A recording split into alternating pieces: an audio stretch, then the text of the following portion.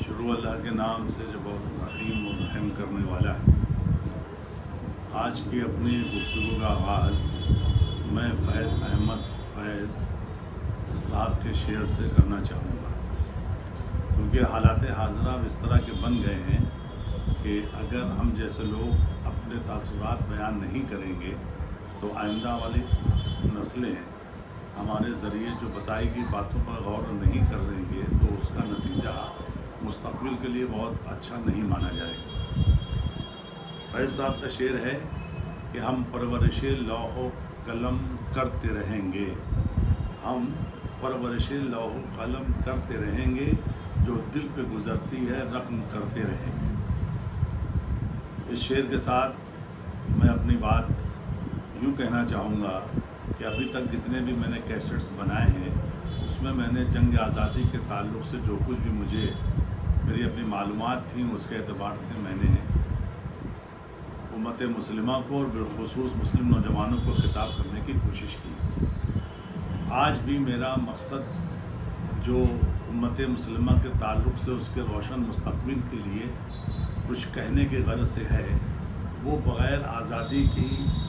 جنگ کے تاریخی پس منظر کو بیان کیے ہوئے پورا نہیں ہو سکتا ہے۔ میں عرض یہ کرنا چاہتا ہوں کہ اس ملک کو آزاد قوم مسلم نے کرایا ہے صرف اور صرف۔ یہ دعویٰ میں اس لیے کرتا ہوں کہ مغلوں کے دور حکومت کے ختم ہونے کے بعد جب انگریزوں کا وہ دور حکومت آیا، اس میں بے پناہ مظالم کیے گئے اور ان انگریزوں سے جنگ کرنے کا اعلان جہاد فی سبیل اللہ کا فتویٰ دے کر ہماری قوم مسلم نے ہی کیا تھا۔ اور اس جہاد کے بعد جب ہماری بے پناہ جانی و مالی قربانیاں ہماری قوم نے پیش کی، اس کے بعد یہ ملک آزاد ہوا۔ لیکن ملک کی آزادی کے بعد ہم کبھی یہ محسوس نہیں کر سکتے تھے اس وقت کہ ملک کے آزاد ہو جانے کے بعد ہمارے ساتھ اس قدر ناانصافی کی جائے گی، اور اس قوم کے ساتھ کہ جس نے اس ملک کو آزاد کرانے میں اپنے لاکھوں لوگوں کی جانی و مالی قربانیاں پیش کی ہوں، اس کو مشکوک نگاہوں سے دیکھا جائے گا۔ اسے یہ کہا جائے گا کہ آپ اپنی وفاداری کا سرٹیفکیٹ پیش کریے، اور اس سے یہ بھی کہا جائے گا کہ جنگ آزادی میں جب یہ ملک بٹا تو اس کی تقسیم کے بعد پاکستان بن گیا، مشرقی اور مغربی پاکستان بن گیا، تو اب آپ کا ملک وہ پاکستان ہو گیا، آپ اس ملک کے اب باشندے نہیں رہے۔ فضائی طاقتوں نے یہ بڑے منظم پیمانے پر یہ مہم چھیڑ رکھی ہے، لیکن ہماری طرف سے اس کا کوئی جواب نہیں دیا جاتا ہے۔ اس کی وجہ یہ ہے کہ ہماری نوجوان نسل نے تاریخ کا مطالعہ کرنا بالکل چھوڑ دیا ہے۔ اب ان کے ہاتھوں میں موبائل تو ہے، لیکن موبائل میں یوٹیوب اور گوگل کے سہارے جو کچھ بھی وہ نالج گین کرتے ہیں اس میں ہسٹری کا کوئی دخل نہیں ہوتا۔ اس ملک کو آزاد کرانے میں کانگریس جو کریڈٹ لیتی ہے، مہاتما گاندھی جو کریڈٹ لیتے ہیں، یا پنڈت جواہر لال نہرو کو جو کریڈٹ دیا جاتا ہے، اس کی بیک بون کون تھا؟ یہ بہت بڑا سوال ہے۔ ڈاکٹر امبیڈکر کو کس نے اس کانسٹیٹیوئنٹ اسمبلی کا ممبر بنوایا؟ یہ بھی بہت بڑا ایک سوال ہے، کیونکہ اگر جو لوگ ہسٹری جانتے ہیں ان کو پتہ ہے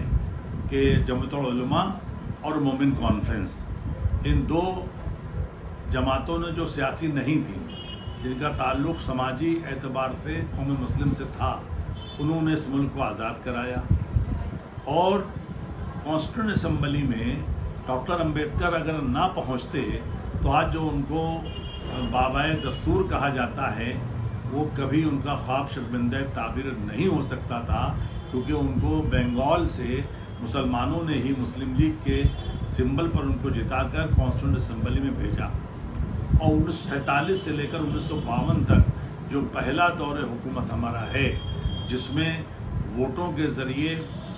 جو لوگ جیت کر آئے تھے اس کانسٹیٹیوئنٹ اسمبلی میں، جس کے 7 ایڈیشنز ہمارے یہاں تاریخ میں محفوظ ہیں، تو اس میں جو ملک کا دستور بنایا گیا، اس دستور میں باقاعدہ ایک کمیٹی تھی، اس کے چیئرمین ڈاکٹر بابا صاحب امبیڈکر تھے۔ لیکن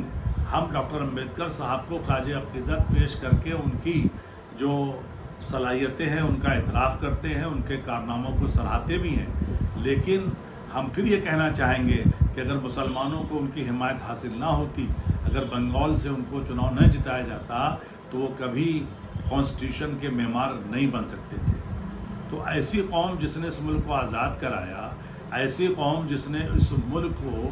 دستور ساز اسمبلی میں دستور بنانے کے لیے جو ہماری دستور ساز کمیٹی کا چیئرمین ہے اس کو جتا کر بھیجا، اور پھر اس قوم سے یہ سوال کیا جائے کہ آپ یہ بتائیے کہ آج ملک کے شہری ہیں یا آپ شہری نہیں ہیں۔ آج اسم کے اندر جو کچھ ہو رہا ہے مدرسوں کے نام پر جو بلڈوزر چلایا جا رہا ہے، پہلے وہاں تو ووٹر لسٹ کے نام پر تقریباً 35 لاکھ ووٹرز کو ڈی ووٹر کی لسٹ میں شامل کیا گیا کہ ان کو ووٹ دینے کا اختیار نہیں ہے جبکہ ان کا نام ووٹر لسٹ میں ہوگا۔ اسی طرح سے دوسرا ان کا نشانہ بنگال ہے کہ بنگال کے مسلمانوں کی آبادی کا جو ریشیو ہے وہ اسم سے کم ہے، لیکن بہت زیادہ ہم اس بات کو اب محسوس کر رہے ہیں کہ ہمارے ساتھ بہت ناانصافی ہو رہی ہے، اور ہم اس انصافی کو جبھی اس کی لڑائی میں اس کی جدوجہد میں کامیاب ہو سکتے ہیں کہ جب ہم یہ فیصلہ کریں کہ ہم تاریخ کا مطالعہ کریں گے،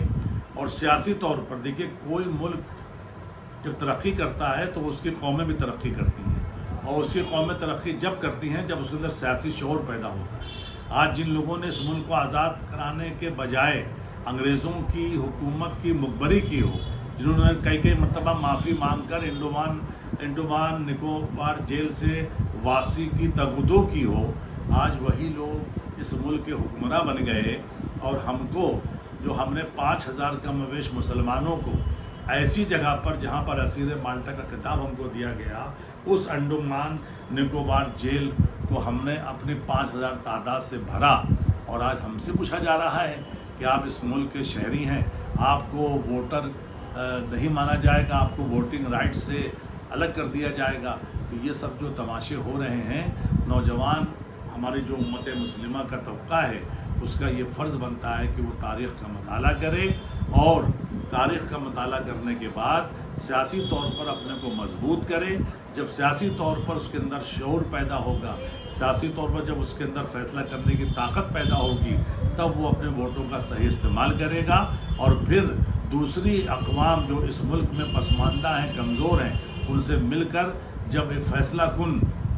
موقف اختیار کرے گا، تب انشاءاللہ ہمارا مستقبل شاندار ہوگا۔ انہی باتوں کے ساتھ میں اپنے چند جملوں کو اختتام دیتا ہوں، اور یہ آپ سے استدعا کرتا ہوں کہ اگر میرا یہ کیسٹ آپ کو پسند آیا ہو تو اس میں جو باتیں میں نے کہی ہیں، اگر ان کے تاثرات نے آپ کے اندر کچھ تغیر پیدا کیا ہو تو برائے مہربانی اس کو آپ سبسکرائب کیجئے اور دوسروں کو فارورڈ کیجئے تاکہ یہ دور دور تک یہ پیغام پہنچ سکے۔ اللہ حافظ۔